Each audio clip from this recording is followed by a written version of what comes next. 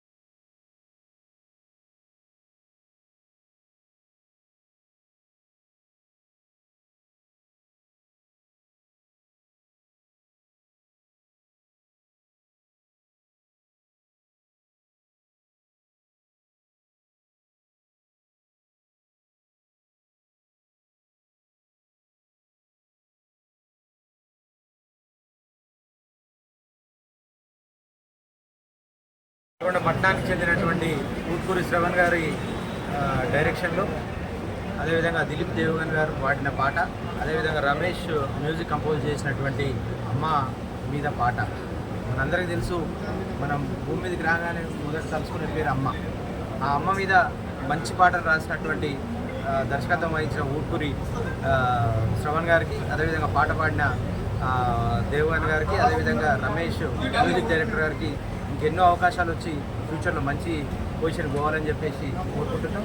అదేవిధంగా ఈ పాటను మనం అందరం కూడా సబ్స్క్రైబ్ చేసి, షేర్ చేసి, దీనికి ఎక్కువ లైక్స్ వచ్చే విధంగా చేసినట్టయితే వాళ్ళు కష్టపడ్డందుకు. నా పేరు ఊట్కూరి శ్రవణ్ కుమార్, మాది కేశవరాజుపల్లి, 4వ వార్డు. నేను కొత్తగా ఒక మదర్ సాంగ్ చిత్రీకరించడం జరిగింది. రీసెంట్గా ఇప్పుడు సింగర్పురం రిలీజ్ అయింది. దీన్ని నా ఫ్రెండు రమేష్ రాయడం జరిగింది. రమేష్ తుడిమిలో మ్యూజిక్ చేయడం జరిగింది అన్న. నేను డైరెక్షన్ చేశాను. తమ్ముడు కో డైరెక్టర్ బెన్నీ. సో మా టీం అంతా చాలా కష్టపడ్డామండి.